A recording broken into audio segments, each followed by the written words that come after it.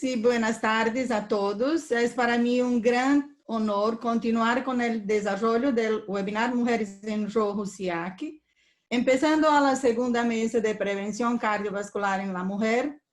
Reitero en este momento el agradecimiento a nuestros disertantes, panelistas, a nuestra audiencia y al laboratorio Sanofi, que una vez más nos acompaña en un nuevo proyecto de la SIAC y del Consejo de la Mujer. Para el desarrollo de esta mesa, contamos con 4 expertas que las iré presentando oportunamente y además nos acompañan como panelistas 2 miembros destacados del Consejo de Cardiopatías de la Mujer de SIAC.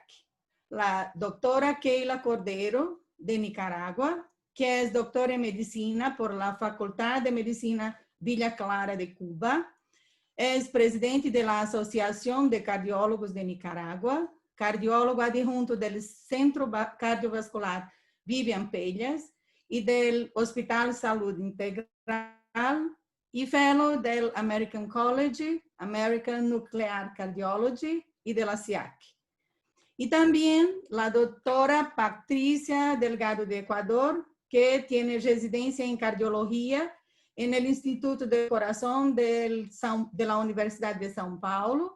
Es directora del Instituto Ecuatoriano del Corazón, docente de pre y posgrado de la Universidad UES, cardióloga y tutora de posgrado de cardiología en el Omni Hospital y es la past president del capítulo de cardiopatía de la mujer de la Sociedad Ecuatoriana de Cardiología. De la misma manera que en la mesa anterior, les propongo que escuchemos las 4 disertaciones para luego destinar los 15 minutos finales de la mesa para los comentarios y preguntas.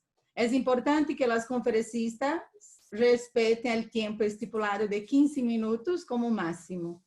Durante el desarrollo de las presentaciones, por favor, siéntanse libres de escribir sus preguntas en el chat. Por otro lado, a quienes estén interesados en recibir un certificado de asistencia, por favor, no olviden completar el formulario, cuyo link irá publicándose en el chat, o podrán solicitarlo por mail directamente a mujersiac@gmail.com. Para empezar, tengo el honor de presentar a la doctora Paola Barletta de Chile, que es cardióloga, jefe del Centro Cardiovascular del Hospital de Preca en Santiago, director de la Fundación Sociedad Chilena de Cardiología y jefe de la Universidad de Cardiología del Hospital de Carabineros.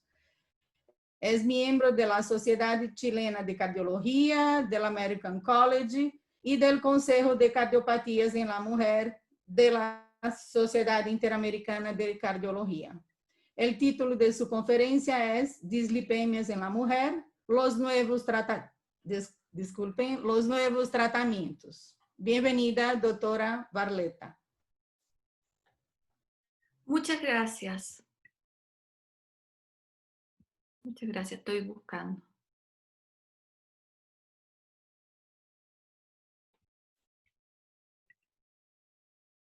¿Se observa? No todavía.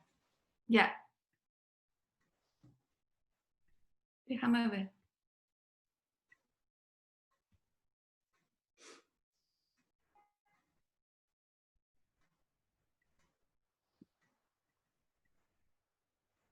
Ahí.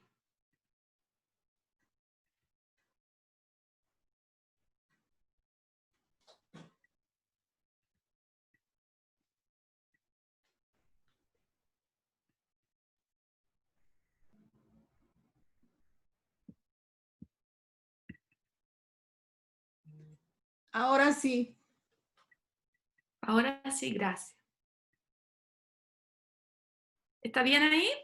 Sí, perfecto. Muchas gracias, María. Muchas gracias a todo el comité, especialmente a Mildred, por esta excelente idea de poder comunicar nuestros conceptos de cardiopatía en la mujer. A mí me ha correspondido hablar de dislipidemia en la mujer, los nuevos tratamientos. Estos son mis potenciales conflictos de interés.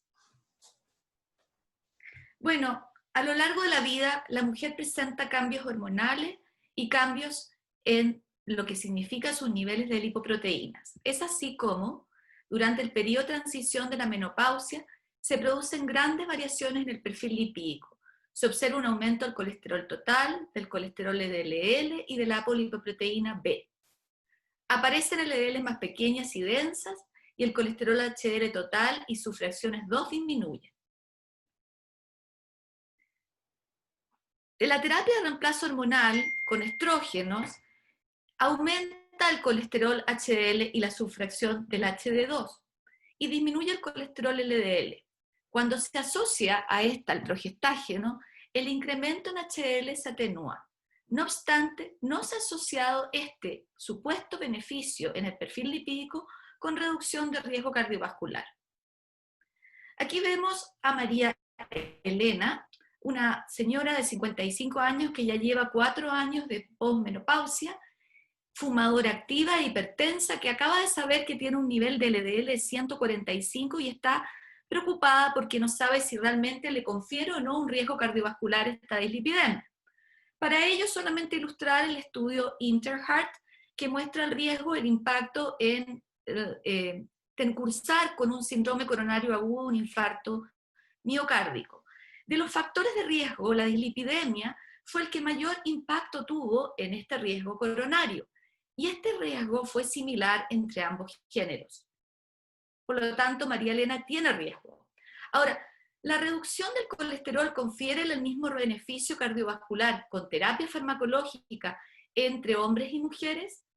Esto que les estoy comentando, esta pregunta, surgió debido a que durante años los estudios en prevención primaria incorporaron muy pocas mujeres o no incorporaron mujeres.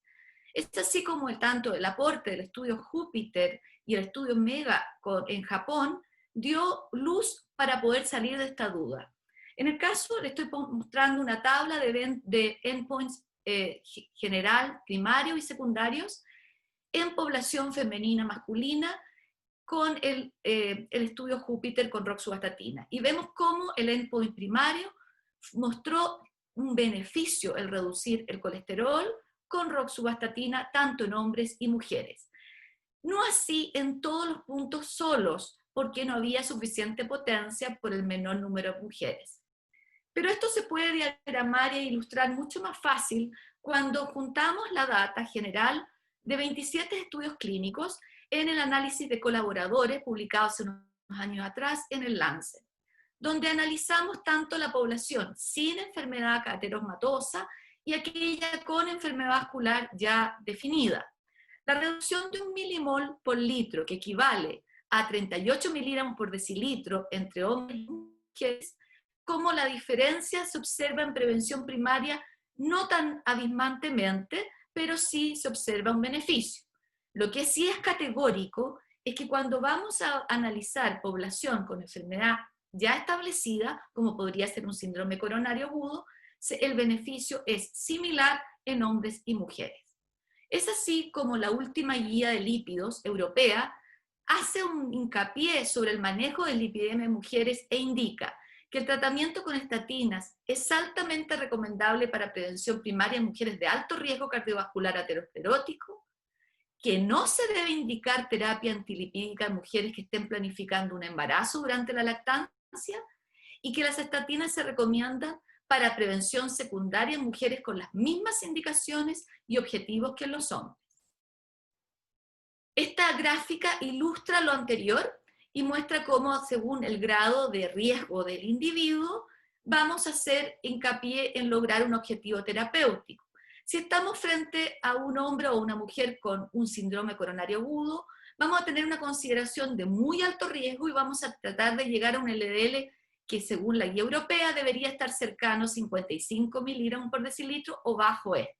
En este caso, María Elena, les quiero comentar, hace 3 meses tuvo un síndrome coronario agudo, se le implantó un stent a la coronaria derecha y se fue de alta con estatina. 40, se hizo una upgrade 80 y no logra el objetivo terapéutico. En ese caso tendríamos que considerar una alternativa de asociación o de combinación con otra terapia oral o inyectable. Vamos a la oral.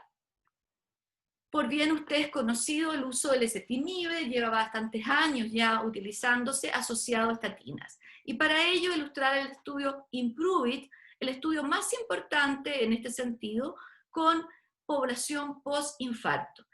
Solo quiero recalcar de esta tabla que tan solo un 25% de las participantes eran mujeres. Como ustedes muy bien recuerdan, en este estudio, después de 7 años, hubo un beneficio con la terapia asociada a la estatina, a la simvastatina, a lo largo de 7 años, un NNT de tratar de 50 pacientes para tener una reducción en el endpoint combinado.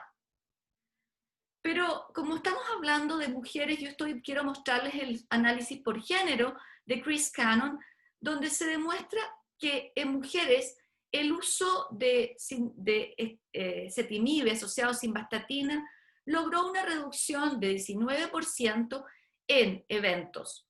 En el caso del achurado en barra en color azul, ustedes pueden ver el evento primario, y en rojo el evento secundario y terciario, o sea, el evento adicional. Y incluso podríamos decir que hubo un poquito mayor de reducción en mujeres. Otra cosa que me pareció súper interesante de este análisis de Chris Cannon es que, aparte del síndrome coronario agudo, que por supuesto cataloga al individuo de riesgo, él hizo un análisis en la asociación de otros factores a este individuo, valorando de que aquel que tiene mayor carga de factores aparte del infarto va a tener un mayor impacto. Y este impacto, como ustedes muy bien ven, se traduce aún mayor en población femenina. De tal manera que podríamos decir que hay evidencia que demuestra que el uso de ezetimibe es igual, incluso si pudiéramos ser un poquito más observadora, muy potente en mujeres, post síndrome coronario agudo, como lo muestra el estudio IMPROVE-IT. Pero si vamos a hablar de la otra asociación de anticuerpos monoclonales, anti-PCSK9, tengo que contarles que también estos estudios, el estudio Odyssey y Fourier, solo incorporaron un 25% de mujeres. La rama de los estudios con alirocumab en fase 3 de la familia de los estudios Odyssey, aquí vemos solamente una diapositiva mostrando cómo el beneficio es similar en géneros, en los ambos géneros.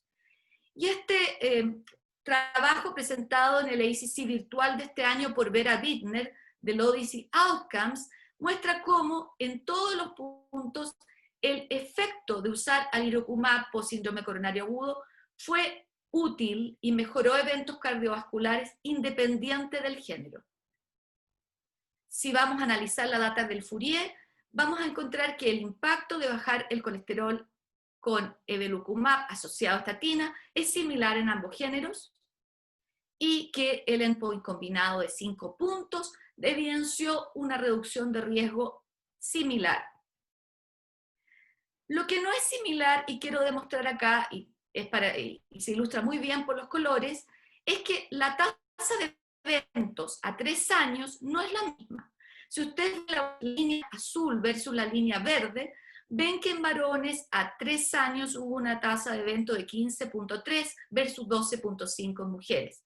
Pero el adicionar esta terapia a la estatina tiene una reducción de riesgo en ambos, hombres y mujeres. La línea de café demuestra que baja la tasa a 9.8 en mujeres, con un NNT de tratar de mujeres en 3 años. Lo que sí es distinto, y en este caso solo voy a mostrar la data de Fourier, es en eventos adversos. La mujer tiene más eventos adversos serios, o hay más discontinuación por referencia a eventos adversos por parte de las mujeres. Sin embargo, si de gráfica, también nos cuenta que hay diferencia tanto en el grupo placebo como en el grupo que toma la droga activa. Me pareció súper interesante mostrar esto después de haber estudiado el hecho de que las mujeres tienen mayores niveles de PCSK9 que los hombres. Este es un análisis de una población tailandesa de Yeonduan, mostrando que en los niveles de PCSK9, tanto en mujeres como también en mujeres posmenopáusicas, es mayor, y en mujeres con síndrome metabólico. Y solamente para recordar lo que ya dijeron muy bien la Food and Drug Administration y el NIH y motivó a todos los investigadores hace unos años atrás, fue al invitar a más mujeres a participar en estudios clínicos de lípidos y a disminuir esta brecha que partió hace 20 o 30 años atrás y que ha ido mejorando. Sin embargo, todavía nos queda bastante por mejorar. En conclusión, si analizamos a María Elena, esa paciente que nos puede llegar cualquier día a nuestra consulta, ella tenía necesidad de partir tratándose su colesterol cuando estaba preocupada por su carga de factores de riesgo y su antecedente menopáusico. Una vez post-evento, ya sea un infarto u otro evento, el impacto-beneficio de tratarla a ella y a los varones es similar. No hay diferencia, debemos de ser igualmente agresivos. Tanto el uso de ezetimibe como de los anti-PCSK9 tienen evidencia de reducir los niveles de colesterol LDL más allá y reducir riesgo cardiovascular en población de muy alto riesgo. Muchas gracias. Dejo la pantalla.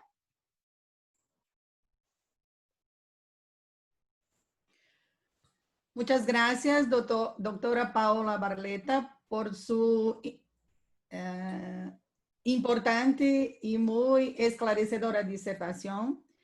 Y ahora queremos presentar a la doctora Claudine Coronel, de Paraguay, que es médica cardióloga, máster en ecocardiografía transesofágica, es fellow de la CICIAC y directora del Consejo de Cardiopatías en la Mujer de la Sociedad Paraguaya de Cardiología y Cirugía Cardiovascular. La doctora Coronel nos hablará de obesidad y tratamiento farmacológico. ¿Hay diferencias? Bienvenida, doctora. Buen día, ¿cómo están? Muchas gracias al Consejo de Cardiopatías en la Mujer de la Sociedad Interamericana de Cardiología. Es un gusto estar acá entre colegas y amigas. Vamos a hablar de obesidad.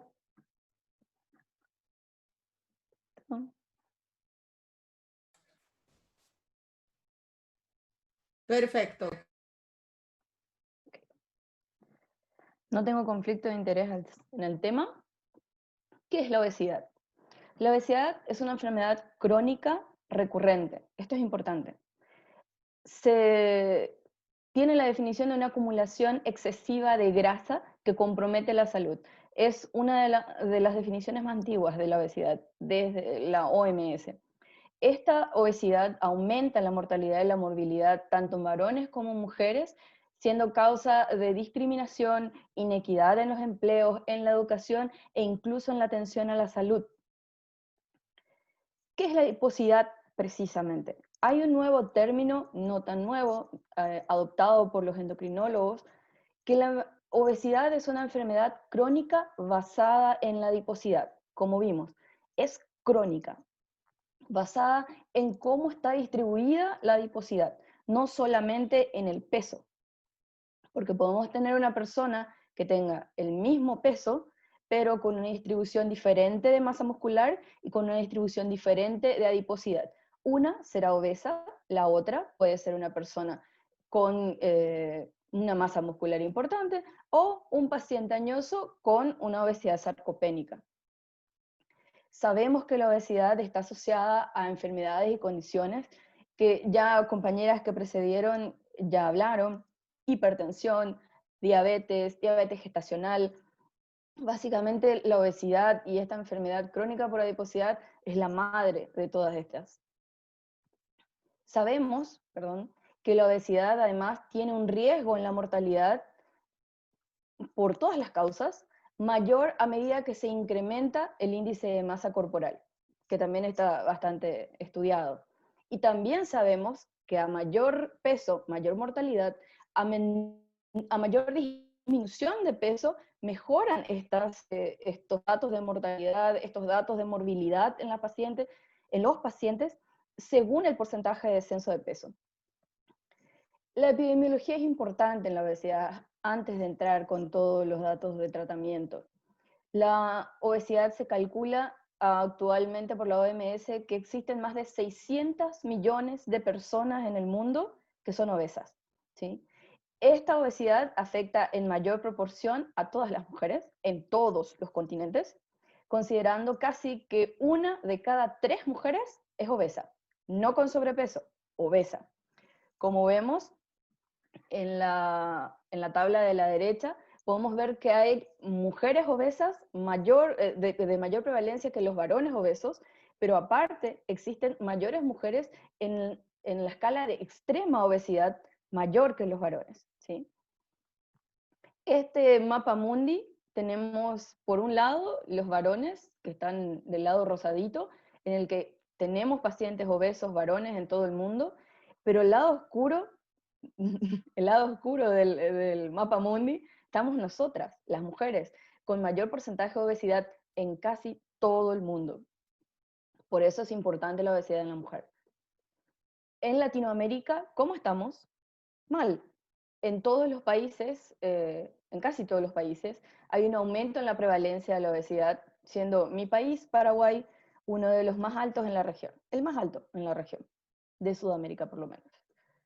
La etiopatogenia de la obesidad sabemos que es multifactorial.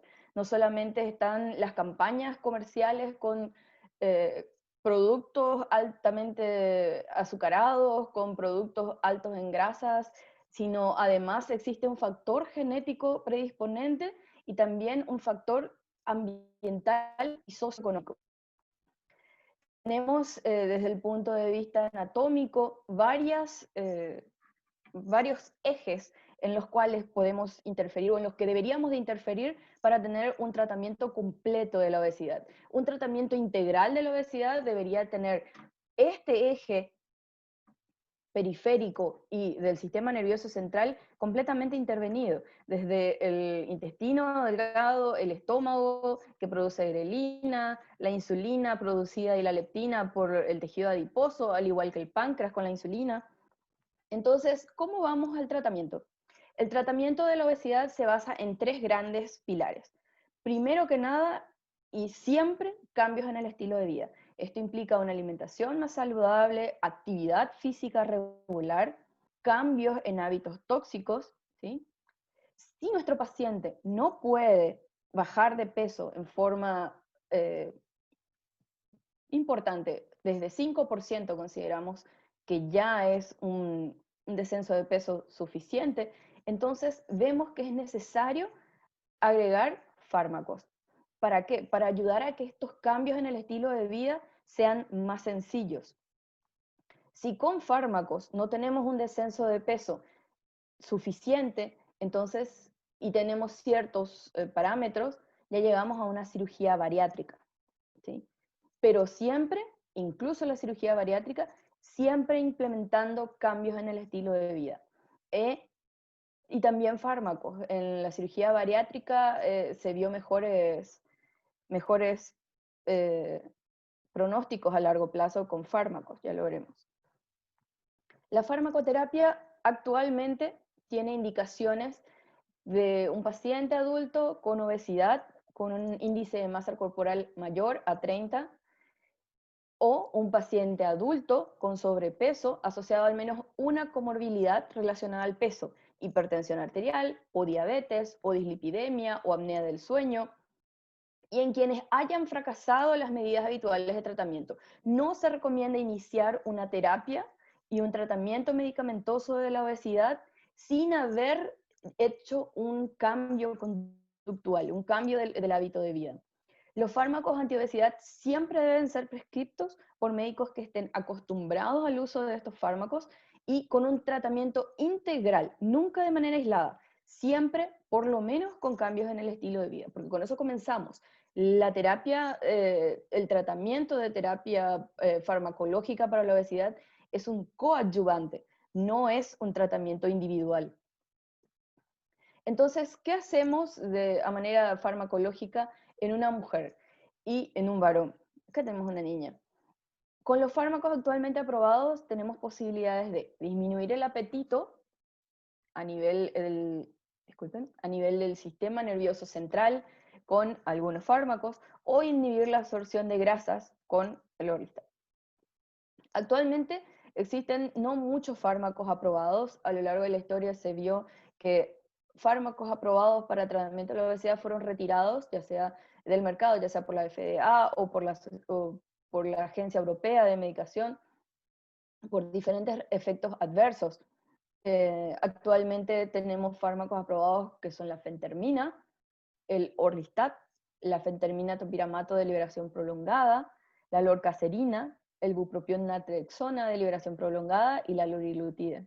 En algunos países están aprobados y en otros no. Los europeos solamente tienen aprobado el Orlistat y la liraglutide. Los demás medicamentos no están aprobados para el tratamiento de la obesidad en Europa.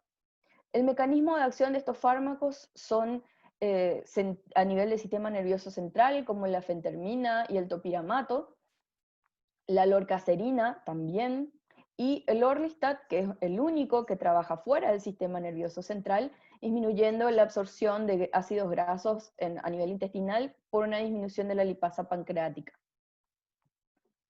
Hace pocos meses la lorcacerina fue llevada con advertencia por la FDA en los Estados Unidos, debido a que un estudio de aproximadamente de 12.000 personas en un seguimiento a 5 años no pueden definir si es que los pacientes con cáncer son debido a lorcacerina o fue simplemente una coincidencia, porque sabemos que la obesidad está asociada a una mayor proporción de pacientes con cáncer. Esta advertencia la lanzó la FDA en enero y están en revisión por dicho medicamento en los Estados Unidos. Por ese motivo, ahora no están indicando lorcacerina. La lorcacerina se une al receptor de serotonina a nivel del núcleo arqueado y estimula a estas neuronas provocando saciedad, ¿sí? En sus estudios, en varios estudios realizados con lorcacerina, porque es uno de los más antiguos entre los nuevos, vale la aclaración, en todos los pacientes comparado con placebo, porque estos pacientes son pacientes que recurrieron a cambios de estilo de vida y se les agregó una medicación para mejorar esos cambios y aumentar la pérdida de peso. En los pacientes se vio una disminución bastante marcada con el agregado de la lorcacerina. La mayoría de los estudios con lorcacerina no tienen más de 3 años de seguimiento. El primero de más de 3 años es este que ahora fue interrumpido. La fentermina topiramato de liberación prolongada, tenemos que la fentermina es una amina simpatomimética con un efecto anorexígeno importante y que incrementa los niveles plasmáticos de leptina. La fentermina está aprobada también para su administración en tratamientos a corto plazo. Y el topiramato agregado a la fentermina, un topiramato de liberación prolongada, es un conocido anticonvulsivante que interrumpe en el mecanismo GABA, pero el mecanismo per se es muy poco conocido. Tiene contraindicaciones específicas, produce aumento de la frecuencia cardíaca, puede producir hipertiroidismo, puede producir glaucoma, así que en dichos pacientes está contraindicado. Vemos que asociado al estilo de vida versus placebo, la fentermina con topiramato en diferentes dosis aumentó la pérdida de peso, mejoró el descenso de peso. El bupropión naltrexona, la naltrexona es un agonista opiáceo que se utiliza generalmente para la deshabituación de opiáceos y de alcohol y tiene una capacidad anorexígena. Por dicho motivo se utiliza. Y el bupropión, que es un antidepresivo atípico, también con una inhibición de la recaptación de serotonina débil, pero insiste, y aumento de la noradrenalina y la dopamina. En estos pacientes también se vio que agregado a un estilo de vida, un cambio de estilo de vida, tiene un aumento en la disminución de la pérdida de peso. Las contraindicaciones serían pacientes con trastornos convulsivos debido a que el bupropión disminuye el umbral cerebral y también pueden producir hipertensión arterial descontrolada. La liraglutide, que es uno de los más nuevos, es un agonista GLP-1 y es uno de los pocos que se vio que en mujeres sí existe una diferencia, sobre todo en mujeres con síndrome ovario poliquístico.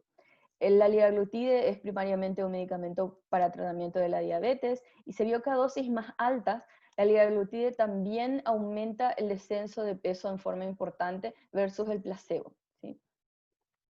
El Orlistat, que es el más viejito de entre todos los fármacos aprobados actualmente, como ya les dije, es un inhibidor de las lipasas, es un potente reductor de la absorción de grasas a nivel intestinal y también está en la parte del síndrome ovario poliquístico, se vio una notable mejoría en las pacientes de peso y de los síntomas de ovario poliquístico. Y es el único fármaco aprobado actualmente para el tratamiento crónico y a largo plazo de la obesidad en Europa. Este cuadro me gustó bastante. ¿Cómo definir a quiénes pacientes le damos qué medicación? ¿Sí? Tenemos un paciente obeso en quien instalamos, o obesa, en quien instalamos modificaciones del estilo de vida. Si esas modificaciones del estilo de vida no son suficientes, o nuestro paciente es un obeso con un índice de masa corporal mayor a 40, un obeso extremo, entonces ya tendríamos una indicación de cirugía bariátrica. Pero para la farmacoterapia tendremos que tener que esas modificaciones del estilo de vida no sean suficientes para un deceso de peso adecuado. Evaluamos, tiene o no tiene comorbilidades, y de acuerdo a eso decidimos si vamos a Orlistat, naltrexona, si no tuviera ninguna comorbilidad, o a lorcacerina, a liraglutide o fentermina topiramato. Lorcacerina, ahora entre paréntesis, ¿sí? Las contraindicaciones en forma general son niños y adolescentes, están contraindicados en el embarazo, por dicho motivo recomiendan hacer, antes del inicio de la medicación, hacer un test de embarazo y asegurarse de que la paciente no esté embarazada, y durante el tratamiento también hacer en forma mensual un test de embarazo. También están contraindicados en la lactancia y en varios otros trastornos psiquiátricos, adicciones, alcoholismo y enfermedad cardiovascular, en la hipertensión arterial no tratada, glaucoma, epilepsia, como hemos visto. En conclusión, no existen evidencia de alta talla para decir que existen efectos variables del tratamiento médico en varones y mujeres. Si bien existen muchos estudios acerca de estas drogas, ninguno de los estudios habla en forma comparativa de los efectos de varones y mujeres, habla en forma general, todos. Existen ausencia de drogas para un uso de largo plazo. Y sabemos que la enfermedad crónica basada en la adiposidad es crónica, es de por vida. Las hormonas no vuelven nunca a su nivel normal. Y no existen tratamientos farmacológicos actualmente aprobados para la obesidad en niños, adolescentes, en mujeres embarazadas y en mujeres en periodo de lactancia. Se solicita siempre que las mujeres que están pensando embarazarse tengan una disminución de peso previa al embarazo, porque también sabemos que las mujeres embarazadas obesas tienen mayores posibilidades de desarrollar una hipertensión asociada al embarazo, una diabetes asociada al embarazo, y nuevamente ese niño o esa niña que nace también va a tener una mayor posibilidad de ser obeso en la infancia y en la adultez, y de desarrollar hipertensión y diabetes por ser hijo de una madre obesa. Creo que el mejor tratamiento es un tratamiento multidisciplinario en el que el paciente tenga un acceso a especialistas y a equipos multidisciplinarios de acción, y que esto sea proveído desde el gobierno, porque tenemos una enfermedad pandémica, estamos en época, y bastante importante, y que no va a disminuir, que al contrario, va en aumento. Que estos pacientes tengan acceso a programas de manejo del peso, que también tengan acceso a medicamentos para la obesidad, e incluso, si es necesario, un acceso a cirugía bariátrica. Muchas gracias. Hoy es el aniversario de Asunción. Muchas gracias, doctora Claudine, por compartir tanto conocimiento con nosotros. Y ahora es el momento de presentar a la doctora Lourdes Campos, de Perú, que es cardióloga clínica, miembro titular de la Sociedad Peruana de Cardiología y del American College de Cardiología, y también del Consejo de Cardiopatía en la Mujer de la Sociedad Peruana de Cardiología. Y también es la futura coordinadora del Consejo de Cardiopatías en la Mujer de la SIAC. La doctora Campos nos hablará sobre factores emergentes ¿Cuáles son los más relevantes? Bienvenida, doctora Campos. Buenos días, doctora María Alaide, muchas gracias. Ante todo, las gracias a la Sociedad Interamericana de Cardiología por la confianza y permitirnos realizar este curso de webinar Mujeres en Rojo de la Sociedad Interamericana de Cardiología. Bueno, el tema que me toca disertar es acerca de los factores de riesgo cardiovascular emergentes y cuáles son los más relevantes.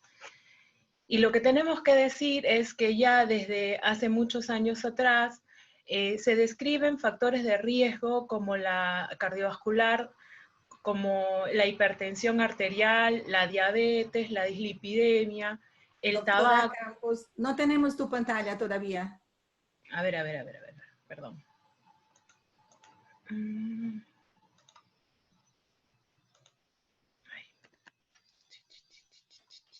Perdón. Share screen abajo. Sí, el verdad, verde.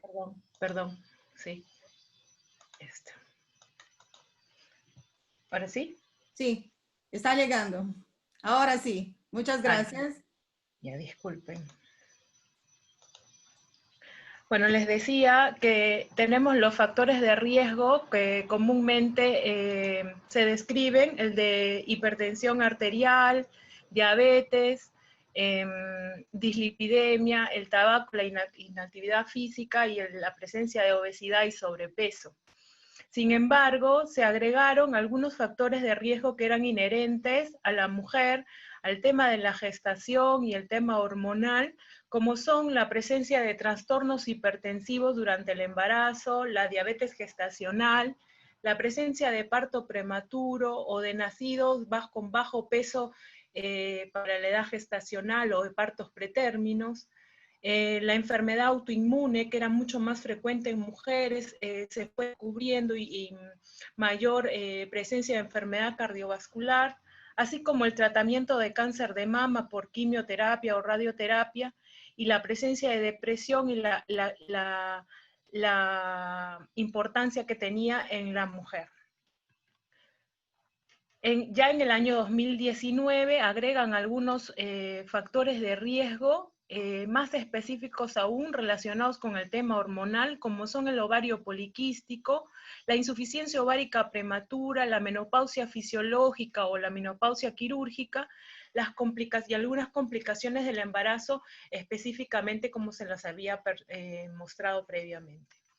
Y entonces es que se separan y se dividen ya en el JAC del 2020, de este año, describen y separan a los factores de riesgo tradicionales, los factores de riesgo no tradicionales, como ya las complicaciones en embarazo, la enfermedad autoinmune, la enfermedad renal, la radiación, el tórax por la quimio o radioterapia, los factores hormonales, como son la menopausia prematura, el síndrome ovario poliquístico, algunos factores sociales, algunos factores psicológicos, como la depresión y la ansiedad, que nos van a llevar todos a la presencia de inflamación y presencia de disfunción endotelial con ateroesclerosis subclínica, disfunción autonómica y disfunción autoinmune, y esto a lo largo desarrollar enfermedad cardiovascular, traducida en infarto de miocardio, falla cardíaca, enfermedad cardiovascular y muerte súbita.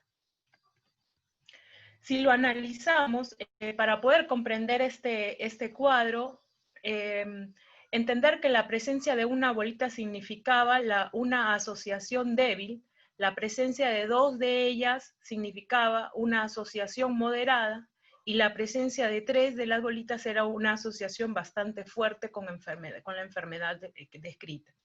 Y es así que la primera, con el síndrome de ovario poliquístico, encontraban que había una asociación débil a la presencia de enfermedad cardiovascular e hipertensión arterial. Sin embargo, había una asociación bastante fuerte a la presencia de diabetes mellitus. En el síndrome, en la insuficiencia ovárica primaria, estamos hablando de que había una asociación moderada en cuanto a la enfermedad cardiovascular y a la enfermedad coronaria.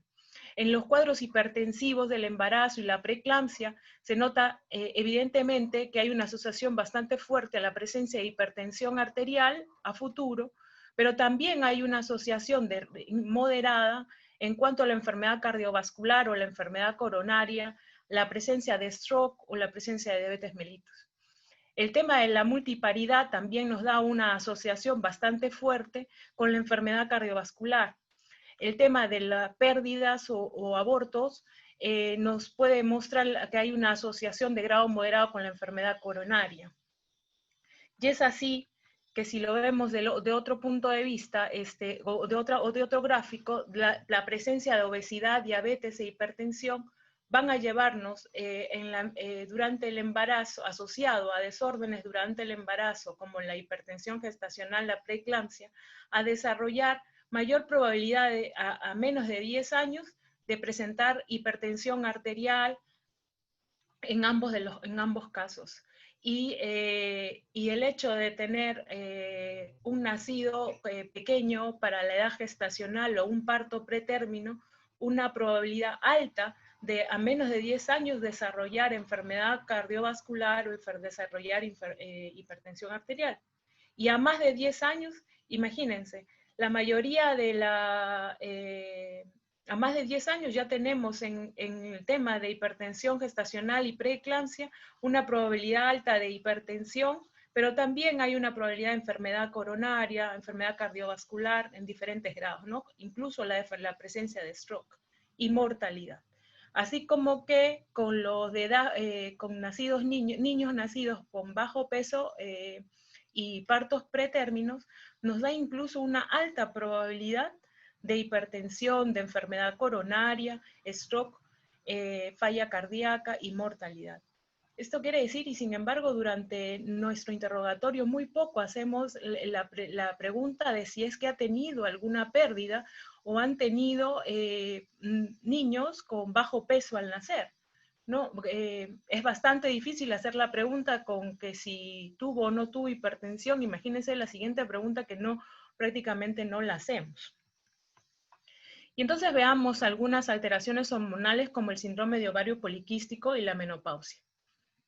Entonces, el síndrome de ovario poliquístico es la alteración endocrina más frecuente que va a alterar entre 5 y 10% a las mujeres de edad reproductiva. Hay un exceso de producción de andrógenos que va a llevar a una disfunción ovárica, la cual va a estar acompañada de resistencia a la insulina. Y esto va a llevarnos a enfermedades como la diabetes, hipertensión, dislipidemia y algunas alteraciones metabólicas que van a alterar el riesgo cardiovascular. Veámoslo en un cuadro. Y es que tenemos acá la presencia de el síndrome de ovario poliquístico con una disminución de los estrógenos y una presencia de hiperandrogenismo, y que nos va a llevar a una hiperinsulinemia compensatoria con presencia de resistencia a la insulina, y va a llevarnos finalmente a una dislipidemia proaterogénica con fibrinolisis, hiperfibrinogenia, hipercoagulabilidad y además un estado proinflamatorio con estrés oxidativo, cambios en el estado vascular, y esto nos va a llevar a una hipertensión arterial, así como cambios en la distribución de la grasa, distribución de la adiposidad visceral, una disminución o una resistencia a la insulina, con aumento de la presencia de diabetes, intolerancia a la glucosa y síndrome metabólico. Y todos estos, asociados a la hipertensión arterial y los cambios vasculares, nos van a llevar a la presencia de aumento de riesgo cardiovascular y stroke, enfermedad coronaria y falla cardíaca. Y es este el mecanismo por el cual el síndrome de ovario poliquístico nos va a llevar por un camino de la enfermedad cardiovascular también. Si lo vemos, la presencia de diabetes gestacional, preeclampsia o parto pretérmino, embarazo pequeño para la edad gestacional, va a traer alteraciones durante el embarazo y el post-embarazo.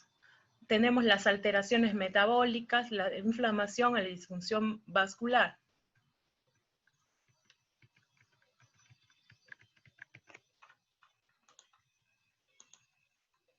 Tenemos que durante las alteraciones metabólicas estará durante el embarazo habrá hiperglicemia, hiperinsulinemia, obesidad, dislipidemia, habrá un aumento del grosor del íntima media carotidia, con aumento del LDL y disminución del HDL. A nivel de la inflamación vascular, aumentará el PCR, aumentará la presencia de radicales libres y citoquinas, y finalmente nos llevará a una isquemia placentaria con insuficiencia placentaria, disfunción endotelial y disminución del metabolismo de la adenosina y aumento de las moléculas de adhesión endotelial. Y en el posparto todo esto se va a traducir en daño microcirculatorio, con deterioro vascular sistémico, intolerancia a la glucosa y aparición de la diabetes o la hipertensión arterial y el síndrome metabólico. Y esto no es nada más que un aumento del riesgo en enfermedad coronaria, stroke, infarto de miocardio y falla cardíaca. Es el camino por el cual se llega a, lamentablemente, estos puntos finales difíciles. En el tema de la menopausia precoz tenemos que se considera que hasta 10% de las mujeres van a presentar una menopausia temprana, es decir, menos de 45 años. En el 2016 MUCA publicó, incluyendo a 310.000 mujeres en etapa de menopausia temprana, sea natural o quirúrgica, donde demostraba que había un incremento del riesgo de enfermedad cardiovascular en 1.5 veces, y la mortalidad por la enfermedad cardiovascular era de 1.19. Veamos rápidamente algo de las enfermedades en la gestación, porque ya han sido tocadas en el primer bloque con la enfermedad hipertensiva, la diabetes gestacional. Entonces, solamente recordar algunos puntos que, por ejemplo, en la doctora Judith ya nos ha mencionado, y es que durante la hipertensión en el embarazo hay hipoperfusión de la placenta y alguna liberación de citoquinas inflamatorias y proteínas antiangiogénicas. Recordar que las mujeres con preeclampsia van a tener un mayor riesgo de desarrollar a largo plazo. Se considera, por ejemplo, la hipertensión arterial a los 14 años, con un riesgo relativo de 3.7, presentar cardiopatía isquémica aproximadamente a los 12 años con un riesgo relativo de 2.16, un accidente cerebrovascular a los 10 años con un riesgo relativo de 1.81. Y así que la presencia de que haya un riesgo relativo de mortalidad general a los 14.5 años de 1.49. En el JAC de este año se describen algunos desórdenes el desorden hipertensivo en el embarazo ya no solamente describe enfermedades como la hipertensión o enfermedad coronaria, sino que también describe problemas valvulares como la estenosis aórtica con un Hatch ratio de 2.9 y alteraciones en la regurgitación mitral con un Hatch ratio de 5. Algo de las enfermedades autoinmunes, tenemos que las enfermedades autoinmunes son algunas de ellas frecuentes, como la artritis reumatoidea es más frecuente en mujeres en 2.5 en comparación con los varones. El lupus eritematoso es de 9 a 1 en relación con los varones. Esta tiene un riesgo de 2 a 3 veces mayor de infarto de miocardio y un 50% más de riesgo de desarrollar accidente cerebrovascular. La mortalidad está considerada aproximadamente entre 40 y 50% y es debido a una inflamación sistémica, sobre todo una inflamación en las capas vasculares y perivasculares más profundas. También puede estar involucrada en la formación de la placa y la desestabilización en la formación de aneurismas aórticos. Las moléculas proinflamatorias como la proteína C, el fibrinógeno y las citoquinas van a llevar a la presencia de disfunción endotelial y anomalía estructural vascular. A su vez, van a generar cambios en los niveles de los lípidos, resistencia a la insulina, estrés oxidativo y volvemos al tema de la inflamación que a largo plazo nos lleva a enfermedad cardiovascular. Algo sobre el estrés y la depresión. Tenemos que la depresión, la ira y el estrés nos va a llevar a una disminución de la adherencia a la dieta y por ende la mujer tiende a comer mucho más, va a elevar los niveles de colesterol LDL y disminuir los HDL, va a generar una hipercortisolemia, va a generar hipertensión arterial con mayor elevación de la resistencia vascular periférica, puede haber mayor resistencia a la insulina, hiperglicemia, con mayor riesgo de desarrollar diabetes y si ya la tuviera con menor control de la misma, puede haber alguna liberación de citoquinas, un aumento de la actividad plaquetaria, aumento de los niveles de homocisteína. Si es que la depresión y el tabaquismo van muy de la mano, generando así mayor riesgo del inicio del tabaquismo en aquellas que no fuman, y cuando ya tienen el problema del tabaquismo, bueno, mayor dificultad para poder abandonarlo. todo ello nos va a llevar a la presencia de una enfermedad cardiovascular. Y entonces algunos mensajes para poder llevar a la casa es que, bueno, recordar que existen factores de riesgo cardiovascular en la mujer, tradicionales y no tradicionales o emergentes. Los tradicionales son los que normalmente nosotros nos enfocamos durante la consulta, pero sería bueno poder ver aquellos no tradicionales en las mujeres, ¿no? Aquellos relacionados a los que durante el embarazo, como la hipertensión en el embarazo, la diabetes gestacional o el parto pretérmino, si hubo o no hubo abortos, hubo partos pretérminos, la presencia de enfermedad autoinmune previa o la presencia de estrés. Además de considerar que las complicaciones del embarazo se van a considerar como una prueba de esfuerzo fallida y donde que esto va a enmascarar la presencia de una disfunción endovascular y metabólica que ya se va a hacer evidente en los años posteriores. Y que si no las hemos detectado a tiempo, bueno, solamente vamos a recurrir ya no a la parte preventiva, sino al daño a la solución de los problemas. Existen las enfermedades autoinmunes y el estrés van a generar también inflamación sistémica y con ello evolución al daño cardiovascular futuro. Y recordar que una de cada 2 mujeres padecerá enfermedad cardiovascular en algún momento de su vida. Los profesionales de la salud deben considerar aquellos factores adicionales, más allá del factor de riesgo de Framingham, incluyendo evaluar estilo de vida, la historia familiar de enfermedad cardiovascular, marcadores preclínicos de enfermedad, para poder tomar decisiones en el tratamiento preventivo, que es donde tenemos que trabajar. Bueno, muchas gracias. Gracias por la oportunidad. Muchas gracias, doctora Lourdes, por tu excelente presentación. Antes de llamar la última conferencista de este bloque, yo quería presentar a mí misma. Me llamo María Laide Mendonça Rivera, soy cardióloga en Brasil. Tengo doctorado en cardiología y soy profesora asociada de cardiología. Y soy past president del Departamento de Cardiología de la Mujer de la Sociedad Brasileira de Cardiología y past coordinadora del Consejo de Cardiopatías en la Mujer de la Sociedad Interamericana de Cardiología. Quería decirles que estamos muy felices porque tenemos en este momento más de 1000 inscripciones y en este momento 440 amigos están escuchando tan importantes conocimientos compartidos por tan importantes presentadoras. Me toca ahora presentar la última conferencista, que es la doctora Bismari Pineda, de República Dominicana, que es médico cardiólogo internista en el Hospital Salvador Gautier. Es cardiólogo clínico del Departamento Cardiovascular REDMAT, tiene residencia en cardiología y medicina interna y es médico pasante de la Clínica Rural Sabana Larga en San José Ocoa, en la República Dominicana. La doctora Pineda nos hablará de un tema muy importante, el ABC del riesgo cardiovascular en la mujer adulta mayor. Bienvenida, doctora Pineda. Buenos días, gracias por la invitación al Consejo de Cardiopatías de la Mujer de la SIAC.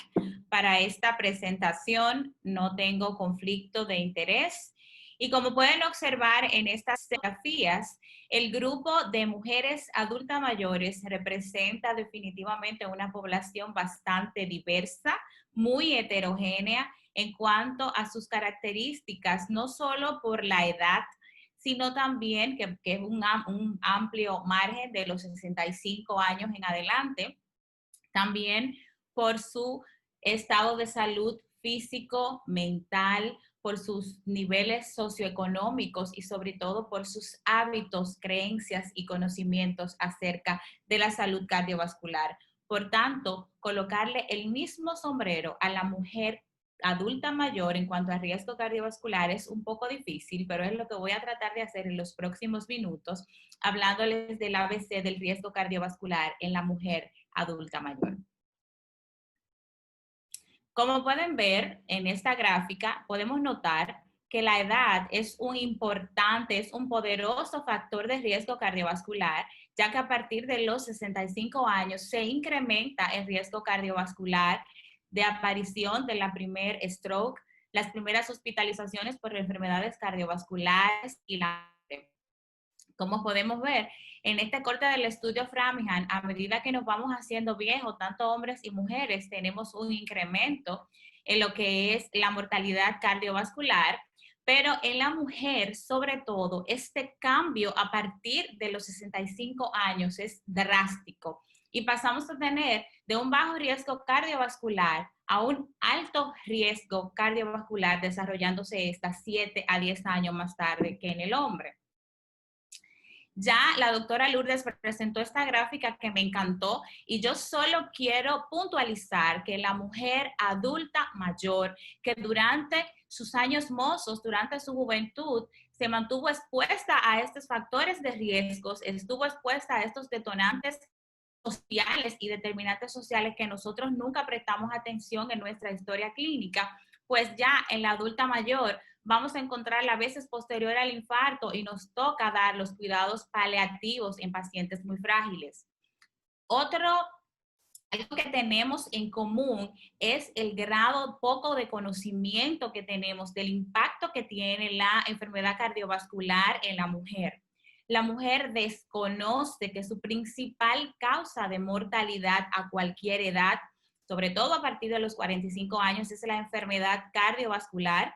Y fíjense cómo esto empezó a preocuparnos desde ya hace un tiempo. Y es lo que motivó a Mosca y colaboradores en el año 1997 a empezar esta encuesta acerca de conocimientos y prácticas de prevención cardiovascular en la mujer. Fíjense cómo en esta encuesta sencilla, en el año 1997, el grado de conocimiento estaba cerca o por debajo de un 30%. Sin embargo, esta encuesta se hace un nuevo corte 15 años después y llama muchísimo la atención que en las minorías raciales como nosotras, las hispanas, de un 20%, el incremento fue apenas un 34%, es decir, un crecimiento en conocimiento de lo que fue un 14%, lo cual es muy poco. Y nos deja el mensaje de que todavía falta mucho por hacer en cuanto a educar a nuestras mujeres. Lo han mencionado anteriormente, pero no puedo dejar de decir que la mujer es infraestudiada. Fíjense cómo en estudios de prevención primaria que han cambiado guías de manejo de 2 factores de riesgos cardiovasculares mayores, como la dislipidemia y la hipertensión, que son el estudio Júpiter y el SPRINT, solamente menos del 40% de la población estudiada es mujer. Pero si aparte de ser mujer, es mujer mayor de 75 años, pues esto se reduce a un 7% de la inclusión en los estudios clínicos randomizados que dictan las guías y las pautas a las que nosotros utilizamos para estratificar riesgo en nuestras mujeres. Y es que no es lo mismo estratificar el riesgo cardiovascular en una mujer menor de 50 años que en una mayor de 75. ¿Por qué?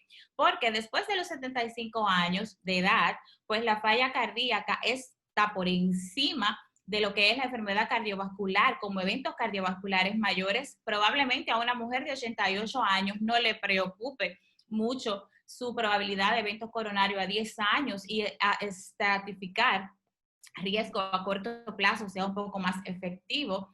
Ya el poder de los factores de riesgos cardiovasculares tradicionales no tiene tanto peso y sí nos encontramos con mucha elevación de biomarcadores de lo que es el daño subclínico. Entonces, el enfoque de la prevención de riesgo cardiovascular en la mujer adulta mayor no debe ser medido con la misma vara, no le debemos poner el mismo sombrero que a las mujeres de menos edad.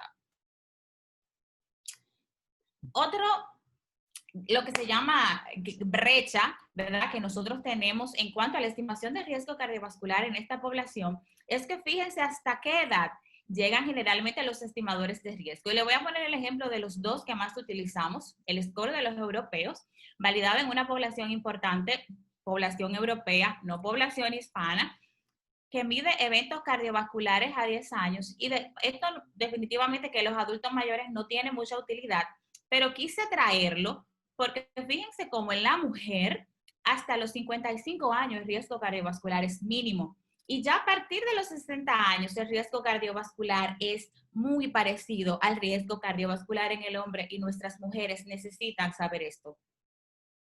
Si tomamos el ejemplo del calculador que fue el pool a base del corte que fue estipulado en el 2013 tanto por la Colegio Americano de Cardiología como por la American Heart Association, que tampoco es aplicable para nuestro grupo racial en una corte de más de 25,000, pues también se quedan cortos con la edad. Y se quedan cortos con la edad porque el que tiene más de 80 años ya no se puede estimar riesgo con este calculador. Igual es un predictor de eventos fatales y no fatales a 10 años.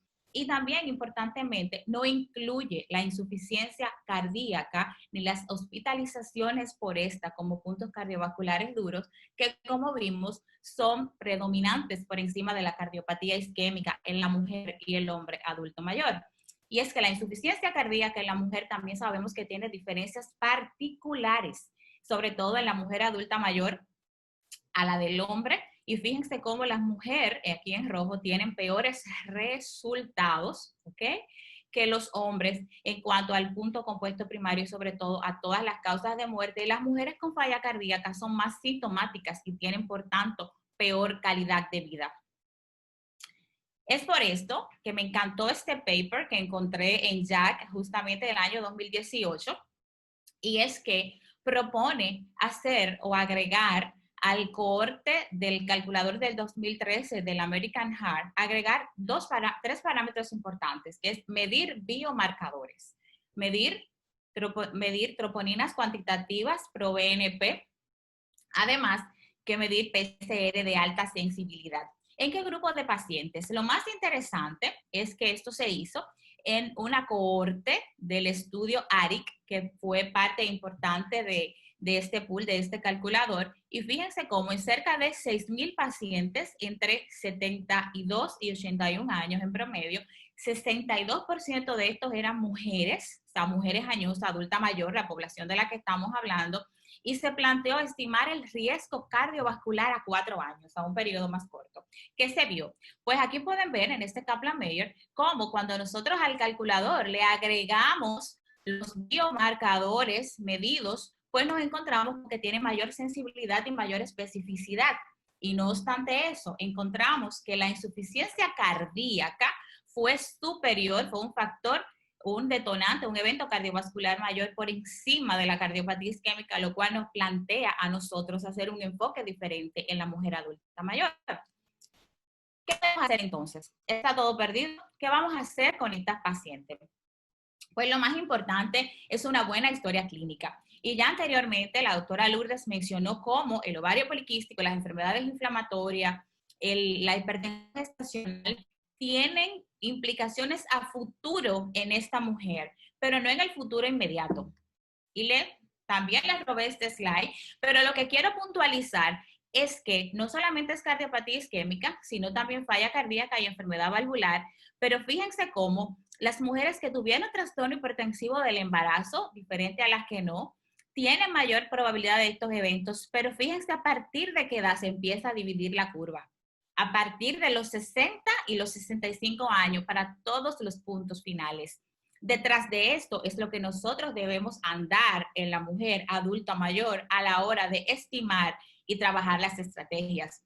Algo que tampoco podemos olvidar son los síndromes geriátricos, la fragilidad, el estatus funcional.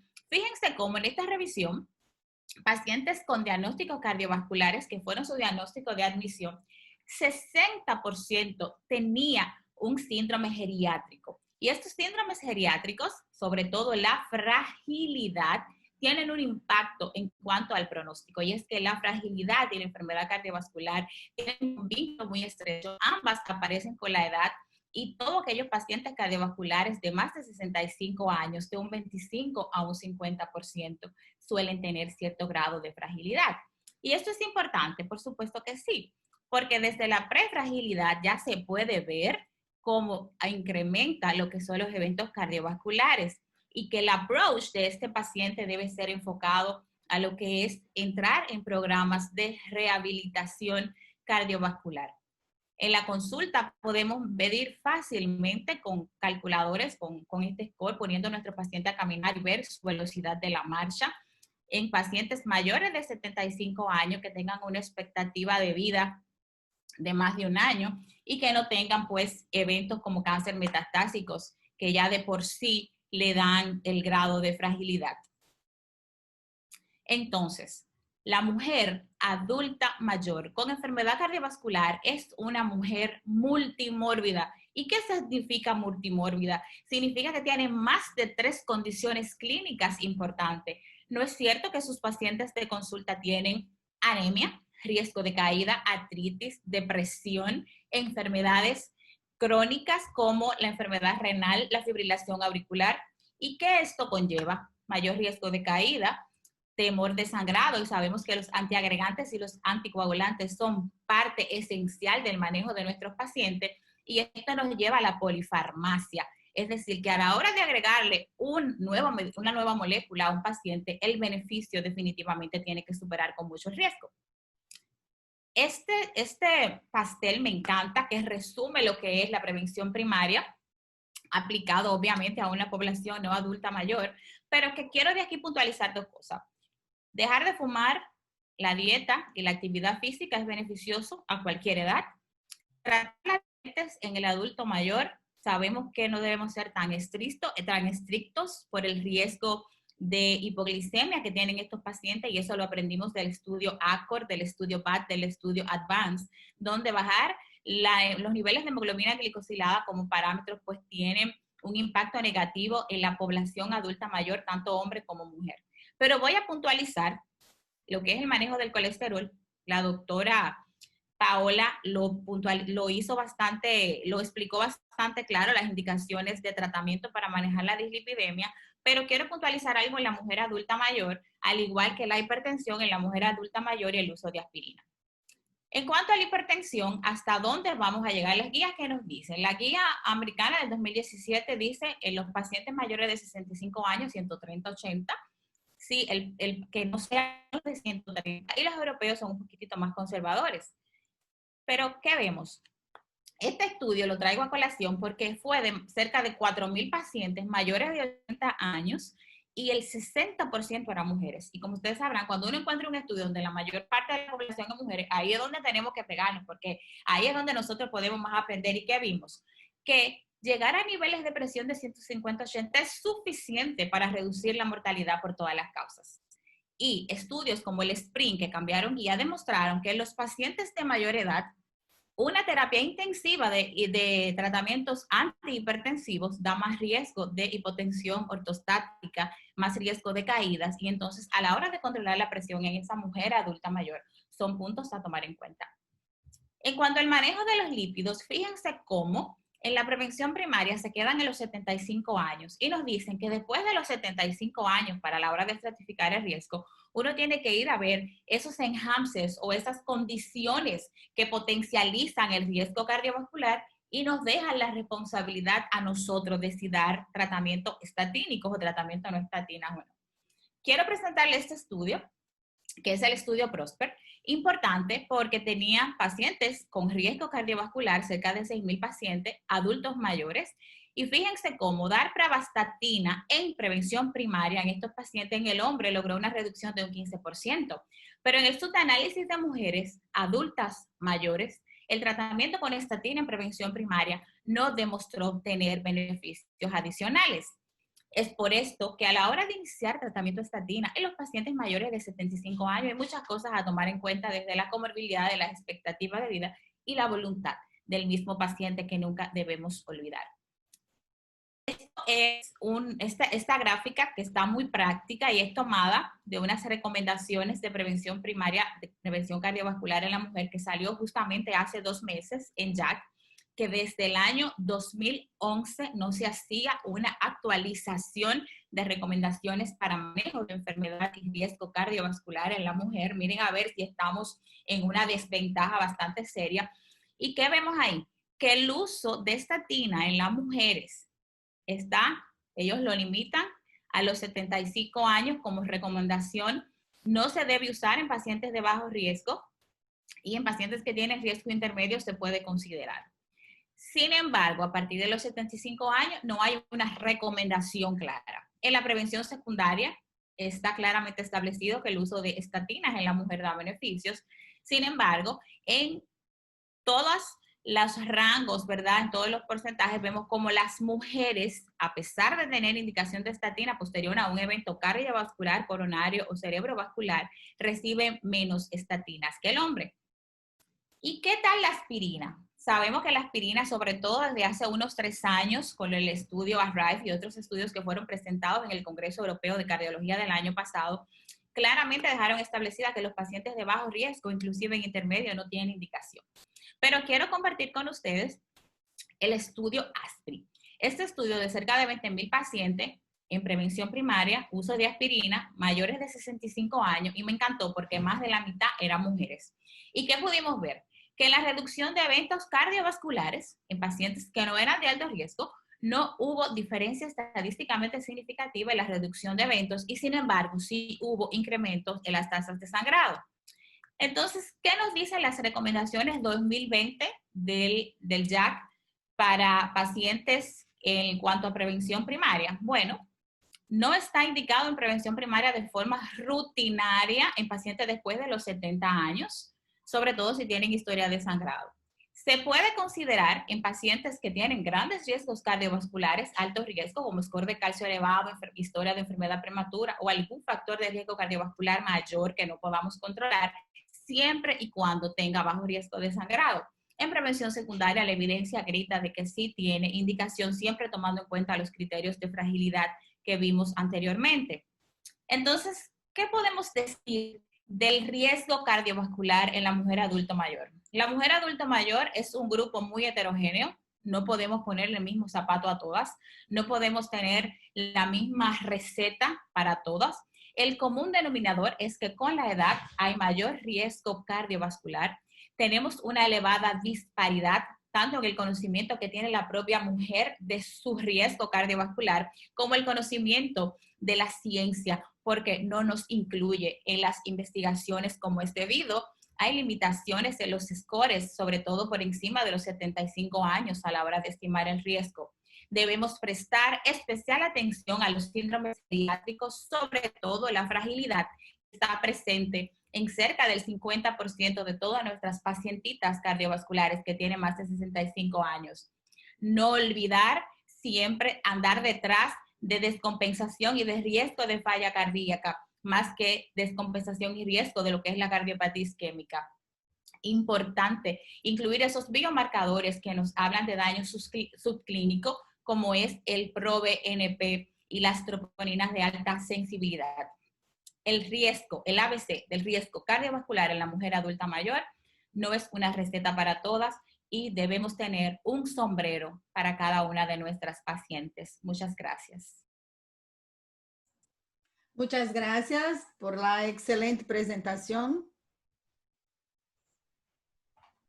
Antes de ir a las preguntas de la audiencia, y hay muchas preguntas, estamos muy felices por la participación. Invitamos a las panelistas a hacer sus comentarios o preguntas, empezando con la doctora Patricia Delgado, por favor. Bienvenida, doctora Patricia.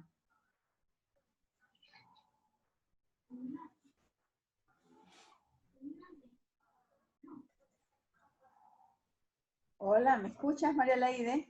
Sí, te escuchamos. Bien, es un placer para mí estar aquí con todas ustedes.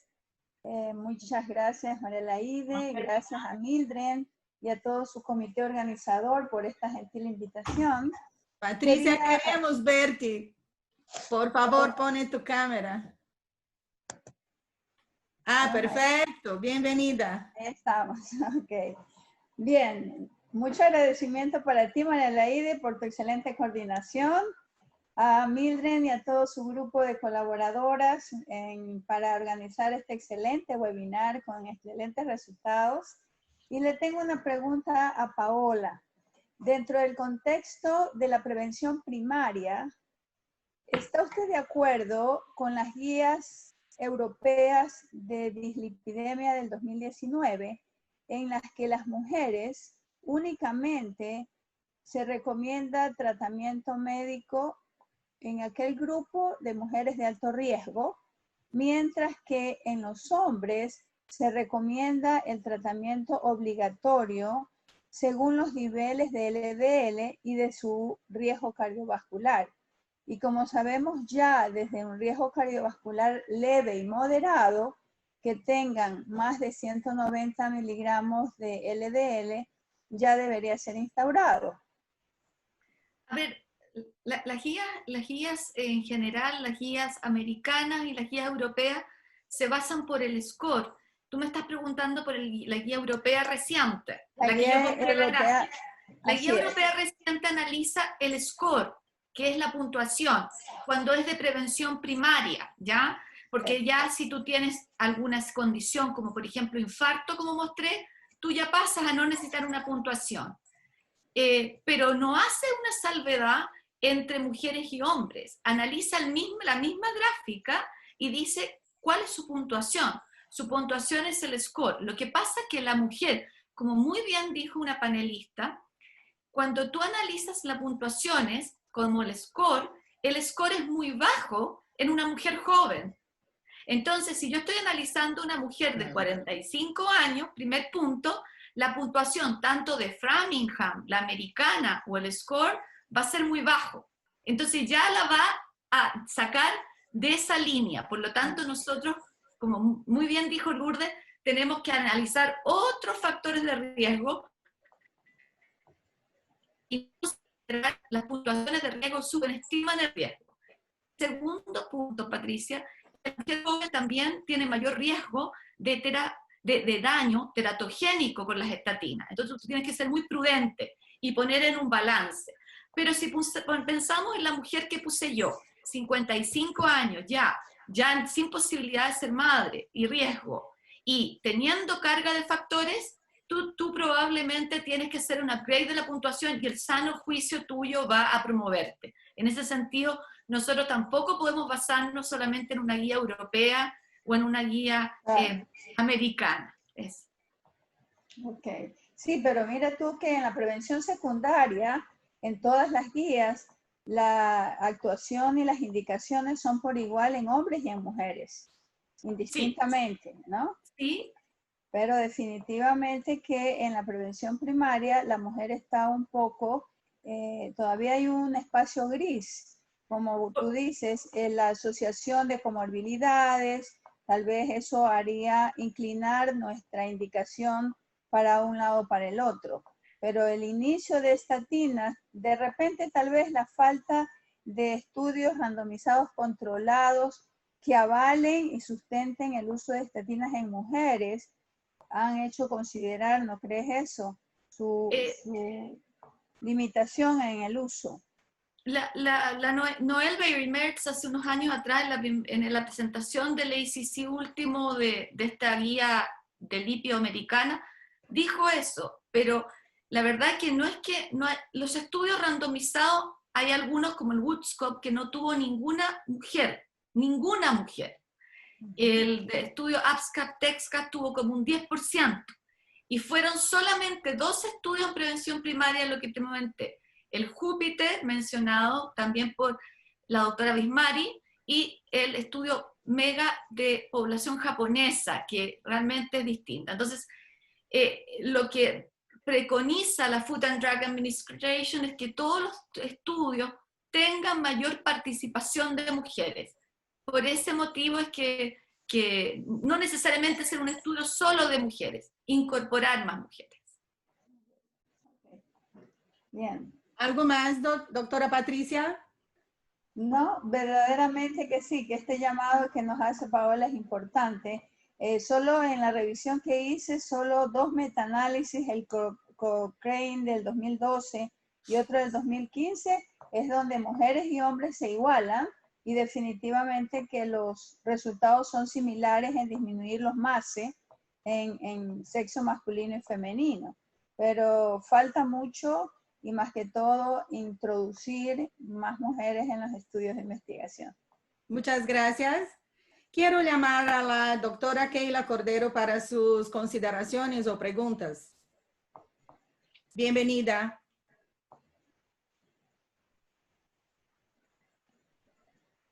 Está sin micrófono, Keila. Okay, vamos.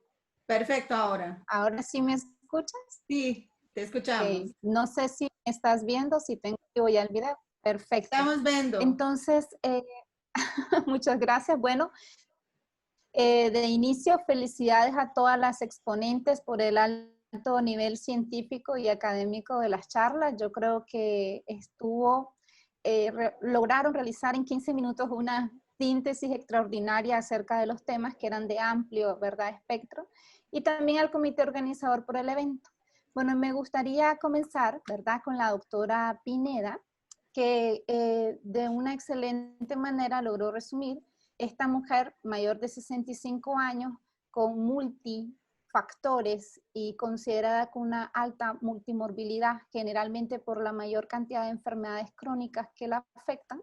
Entonces me gustaría saber cuál es su opinión en relación a si tú sugerirías y en qué grupo estrictamente de estas pacientes que tienen mayor cantidad de enfermedades crónicas el uso de ciertos biomarcadores de respuesta inflamatoria, si tú considerarías en qué grupo sería ideal tomar en cuenta los biomarcadores de respuesta inflamatoria, por ejemplo, el uso del score de calcio, la relación del grosor íntima media, en qué pacientes o en qué grupo específico tú considerarías que el análisis de estas tres cosas nos ayudarían realmente a mejorar la estratificación del riesgo cardiovascular en esa mujer, tomando en cuenta que un incremento mayor de un 20% pues a 10 años obviamente implica un mayor riesgo de eventos cardiovasculares mayores.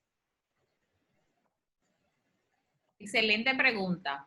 La verdad es que en cuanto a la utilidad de los biomarcadores, en el artículo, en el paper del JACC, que habla acerca de agregar los biomarcadores, no solamente inflamatorios, sino de daños subclínicos, como es el caso de las trosponinas de alta sensibilidad y del ProBNP, aportaron mucha sensibilidad y especificidad.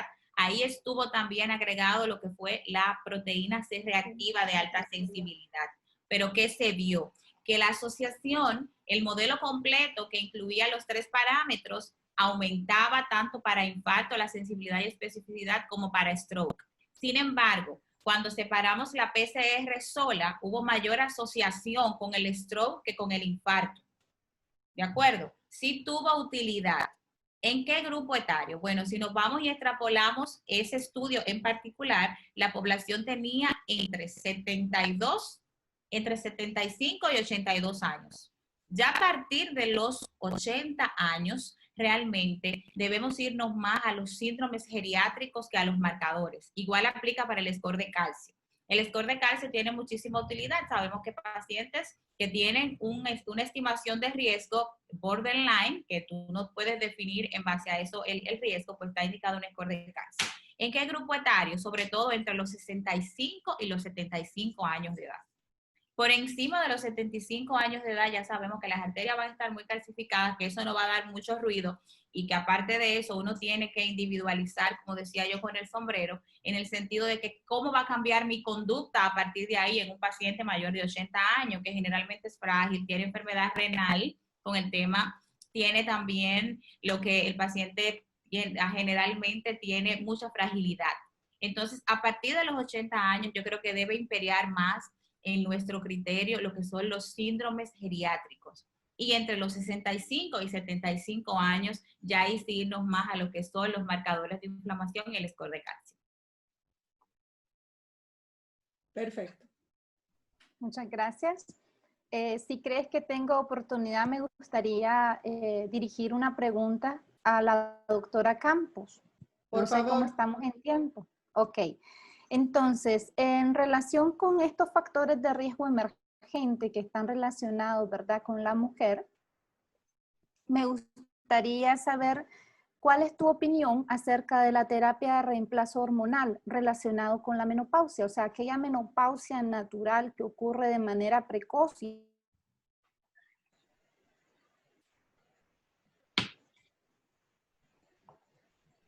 Está sin micrófono, Lourdes. Sí, muchas gracias. Sobre esta. En relación a si tú considerarías tú que la terapia de reemplazo sí, riesgo cardiovascular o en un grupo determinado incrementaría ese riesgo cardíaco. Bueno, el tema de la terapia de reemplazo hormonal ya está bastante claro y descrito que la terapia de reemplazo hormonal no está indicada en las pacientes como para prevención de enfermedad cardiovascular. O sea, en caso que esta tenga que ser prescrita, será prescrita por el ginecólogo por alguna alteración ginecológica que crea correspondiente deba sustituirse la hormona, pero como prevención cardiovascular no debería ser prescrita. Ok. Perfecto. Creo que estamos sobrepasados en el tiempo. Una pena, no podemos responder las preguntas de la audiencia. Lo haremos oportunamente. Quiero agradecer a todas